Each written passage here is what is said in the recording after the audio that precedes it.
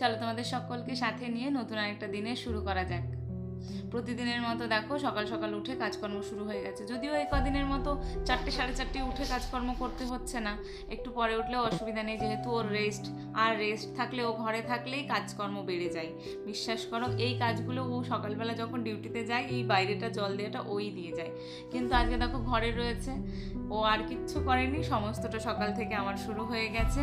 আর উঠতে যত লেট করবো না, গরমের মধ্যে কাজ করতে তত বেশি কষ্ট হয়, আর ইচ্ছেই হয় না, মনটা যেন চাই না যে আর কিছু করি। যাই হোক, এগুলো তো আমাদেরকে করতেই হবে, প্রতিদিনের কাজ। ঘর তোর একটু পরিষ্কার করে না রাখলে নিজেরই কেমন একটা লাগে। হাঁটতে গেলে পায়ের নিচে যদি বালি পড়ে তখন খুব অস্বস্তি মনে হয়। যাই হোক, সকাল সকাল উঠে এই জন্য পরিষ্কার করাটা খুব প্রয়োজন হয়ে যায়। রেগুলারই এই কাজগুলো আমাকে সকাল সকাল উঠে করে নিলে সুবিধা হয়। বাবু আজকে উঠেছে একসাথে, আমরা সবাই আজকে একসাথেই উঠেছি। তো দেখো, এই আজকে যেহেতু লেট করে উঠেছি, সমস্ত কাজেই লেট হয়ে যাচ্ছে। রৌদ্রের তাপটা কতটা বেড়ে গেছে। এই কাজগুলো কিন্তু ও যখন ডিউটিতে যায়, আমার সকাল সকাল উঠে রান্নাবান্না কমপ্লিট হয়ে গেলে, এই কাজগুলো হয়ে গেলে আমার কিন্তু আর কোনো কাজ থাকে না।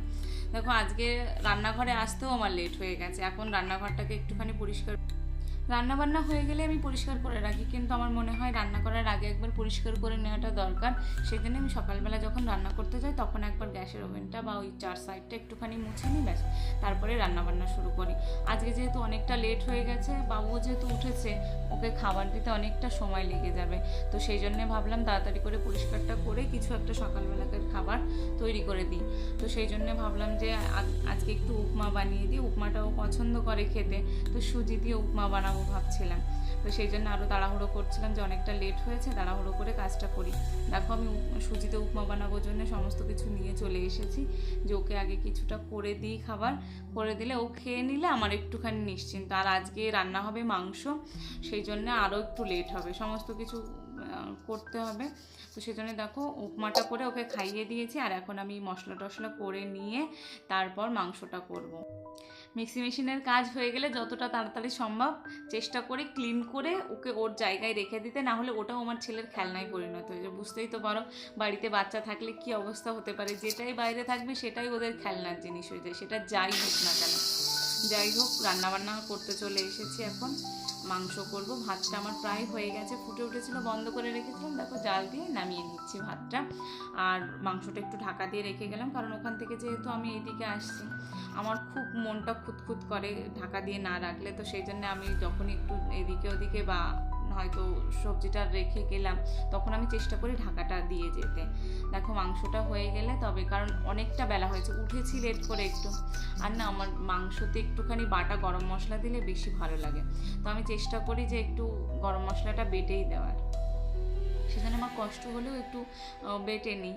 যাই হোক, রান্নাবান্না কমপ্লিট হয়ে গেছে, সবারই একটু একটু খাওয়া দাওয়া হয়ে গেছে। আর এর আগের দিন বাজারে গিয়ে বললো, মাম্মা আমলকি নিয়ে চলো, আমলকি খাবো। এখানে তো ওইভাবে মাখানো আমলকিটা পাওয়া যায় না মনে হয়, আমার সঠিক জানা নেই, তবে আমি পাইনি। সেই জন্য কাঁচা আমলকিটাই এনেছিলাম, যে ওকে একটুখানি মেখে দেবো।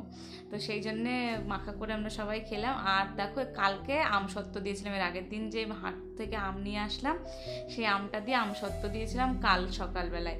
আজকে দেখো, পুরোটাই প্রায় শুকিয়ে গেছে, হালকা একটুখানি একটা কোনাটাতে একটুখানি নরম ছিল। তো আমার ছেলে খাবে, তো সেই জন্য তুলে ফেললাম। দেখো, তোলা হয়ে গেছে, আমাদের খাওয়া দাওয়া কমপ্লিট হয়ে গেছে। আর যা থালা বাসন ছিল স্নান করার আগে চেষ্টা করলাম একটুখানি ধুয়ে দিতে। আর এই ধামাটা দেখো অনেকদিন ঘরে ছিল, ভাবলাম এটাকে একটু পরিষ্কার করে দিই।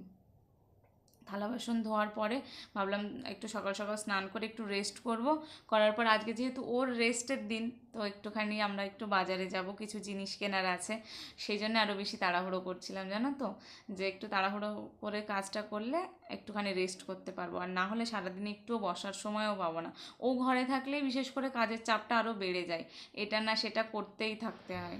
বাবুকে স্নান করিয়ে দিয়েছি, ও স্নান করে চলে গেছে দুজন একটুখানি ঘুমোতে। আর আমি যে আমার যে কাজগুলো বাকি আছে সেগুলো কমপ্লিট করে তারপর স্নান করব, স্নান করে পুজো দিয়ে তারপর আমার কাজ কমপ্লিট হবে। সেদিন জানো তো, মিশো থেকে দুটো ড্রেস অর্ডার করেছিলাম। এই দেখো, এই ইয়েলো কালারের একটা, আর একটা আছে গ্রিন কালারের। এই দুটো ড্রেসই নিয়েছিলাম। আমার না ওই শপিং মলে গিয়ে এক এক গাদা করে টাকা দিয়ে জিনিস কিনে আমার সত্যিই পোষায় না। আর এখানে জিনিসের এত বেশি দাম যে আমি সত্যি কিনে উঠতেই পারি না। আমার এখান থেকে জিনিস কিনতে গেলে আমার খুব মনে হয় যেন কষ্ট হয়। যাই হোক মিশো থেকে অর্ডার করেছিলাম, যে হিসাবে দাম নিয়েছে সেটা আমার মনে হয়েছে সেই হিসাবে ড্রেসগুলো ঠিকই আছে। হয়তো যারা অনেক দামি ড্রেস পরে তাদের জন্য আলাদা, কিন্তু আমার জন্য মনে হয়েছে না ঠিক আছে।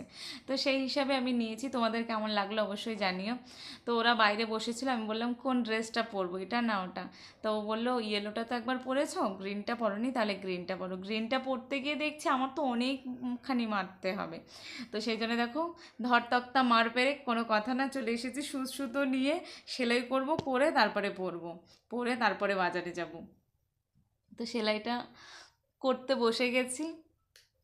আমার না সেলাই করতে খুব অস্বস্তি লাগে, কিন্তু কি করব এখন, বাইরে যেতে গেলে পড়তে গেলে তো সেলাই করতে হবে। ওই ড্রেসটাও সেলাই করতে হবে। অনেক কদিন ধরেই ভাবছিলাম যে দুটোই সেলাই করে নেবো একদিন বসে।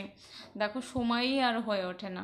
একটুখানি সময় নিজের জন্য বার করতে গেলে তাও পাই না। কি করব বলো। যাই হোক কুর্তিটা দেখো সেলাই করে পরেও নিয়েছি, কেমন লাগছে জানিও। আর একটুখানি রেডি হয়ে নিলাম, সিঁদুর পরলাম, আর একটুখানি লিপস্টিক। এই গরমে আর মেকআপ শেকআপ করতে মন চাইলো না, সেই জন্য জাস্ট একটু সিঁদুর আর লিপস্টিক পরে ব্যাস বেরিয়ে পড়লাম। ভাবলাম কানেরটাও পরবো না, গরমে খুব অস্বস্তি হয়। তো কীরকম একটা ফাঁকা ফাঁকা লাগছিলো, সেই জন্য ভাবলাম না যাই আগে কানেরটা পরে নিই। কানেরটা পরার পরে দেখো কেমন লাগছে। আমার তো মনে হলো বেশ ভালো লাগছে কানেরটা পরার পরে। যাই হোক বেরিয়ে গেছি, কারণ মেঘলা মেঘলা ওয়েদার আজকে। 3:30 4টের দিকে এরকম ওয়েদার হয়ে গেছে। অন্য টাইমে তো পুরো রোদ, বাইরে বেরোনো যায় না এরকম টাইমে। যাই হোক বেরিয়ে গেছি, অটো ধরেছি, অটো ধরে দেখো চলে গেছি। আজকে আর নর্মাল এই বাজারটাতে যাই না, আমরা বড় বাজারটাতে গেছিলাম। সেখানে গিয়ে দেখো কিছু জিনিস নিলাম। আর এখানকার রাস্তাগুলো না আমার খুব পছন্দ, যেখানে এই চৌমাথাগুলো থাকে সেখানে বেশ এরকম করে করে সব স্ট্যাচুগুলো রাখা রাখা আছে। তো সেটাই তোমাদের সাথে একটু শেয়ারও করলাম।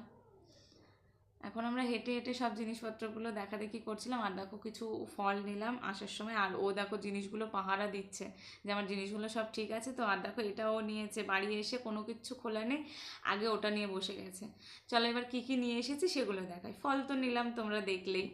আর দেখো এই বালতিটা আমার খুব প্রয়োজন ছিল, না হলে চলছিল না। সত্যি কথা বলতে আমার বালতিটা পুরোনোটা ভেঙে গেছে, সেই জন্যে নিলাম। আর বাবুর জন্যে এইটা বাস্কেটটা নিলাম, ওর যে পরা জামা কাপড়গুলো সেগুলো ভাঁজ করে রাখার জন্য, এদিকে ওদিকে ছড়িয়ে থাকে, তাই ভাবলাম ওটা নিই। আর দেখো তুলসী গাছ লাগানোর জন্য একটা টব নিয়েছি। আর বাবুর জন্য এই গ্লাসটা নিয়েছি। জানো এইটুকু গ্লাস এখানে 35 টাকা নিল। আমার জানা নেই এই গ্লাসগুলোর কেমন দাম হয়, কিন্তু আমার মনে হলো একটু বেশি বেশিই নিয়েছে। যাই হোক আর দেখো একটা কড়াই নিয়েছি, কড়াইটা আমার খুব প্রয়োজন ছিল, তো সেই জন্য কড়াইটা নিয়ে নিলাম। তো তোমাদের এই ছোট্ট ব্লগটা কেমন লাগলো অবশ্যই কমেন্ট করে জানাও। আজকের ভিডিওটাকে এই পর্যন্তই রাখছি। ভালো লাগলে অবশ্যই একটা লাইক করো, শেয়ার করো এবং আমার চ্যানেলটিকে সাবস্ক্রাইব করে আমার পাশে থেকো।